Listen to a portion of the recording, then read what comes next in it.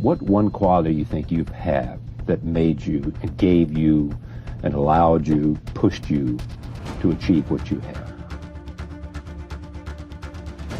Because you can think of nothing better, more exciting, more energizing to get up every day and go do than whatever it is that you selected. And I think you really have to have a passion about it, and you have to have a reason to succeed. It isn't to be just something that you want to be, that you have to have a niche and a passion. You need those two things. See, if people are not being fully expressive in their unique strengths, they lose self-esteem. If you're passionate and driven and focused in what you do, if you're really good at it, people will take notice. That's basically it. So some thoughts, some beliefs are limiting. I'll never be good enough, I'll never be successful, I'll never be rich, I'll never have a good relationship, I'm too ugly, I'm not attractive enough, I'm not thin enough, etc. Remember, these thoughts don't belong to you.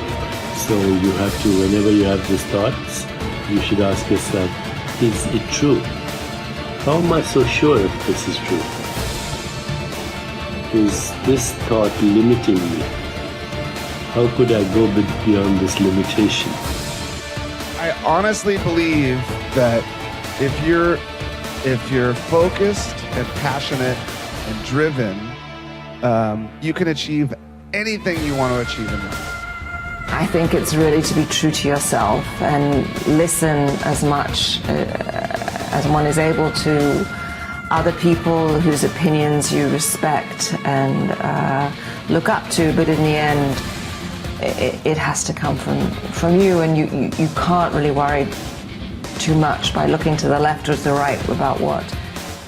The limitations exist only in our minds, and if you start using imagination, then your possibilities become limitless. And therefore, you have no desire to escape. But if you escaped, you would find the true mind, you would find the true self, you would find who you really are, and you would be free. I think it's really important to be very specific and very clear in what you expect, and then to delegate.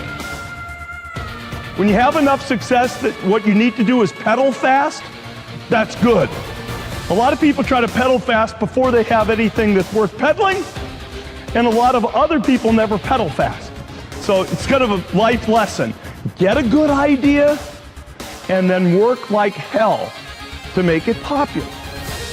Stress is not because you work too hard. Stress is not because you're not getting what you want. Stress is actually because you're giving up something and working for something else. That's what causes stress. That's what causes unhappiness. When you're actually working for something that you know is not making you happy, is what causes unhappiness. All our work, all our lives, all our relationships, it's amazing how much people continue to be in that sphere even when they know they're not happy. You better stay on top of yourself and really measure. Unless people measure themselves, you don't get any better. You cannot succeed unless you are really holding yourself accountable and owning outcomes.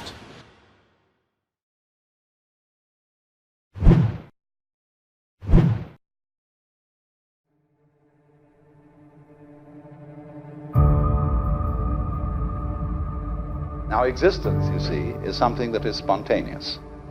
The Chinese word for nature, zhiran, means that which happens of itself. Your hair grows by itself. Your heart beats by itself. You breathe pretty much by itself. You don't have voluntary control over these things. So we say it happens spontaneously.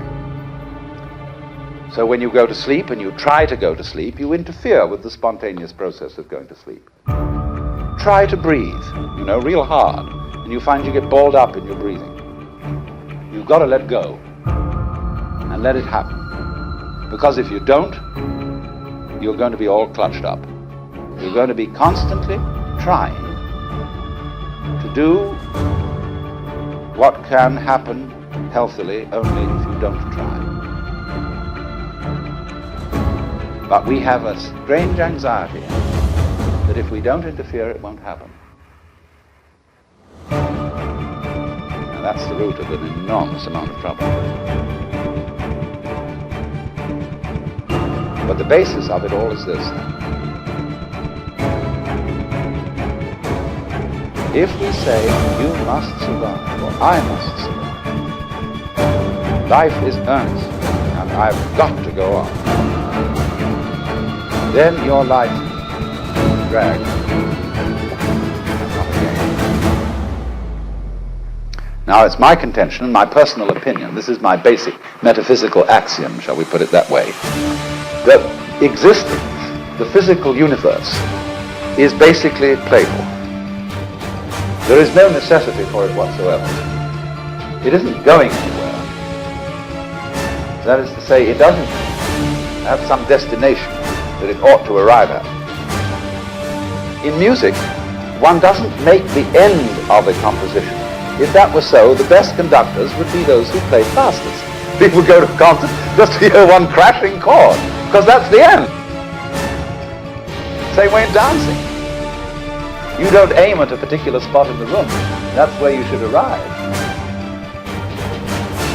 The whole point of the dancing is the dance.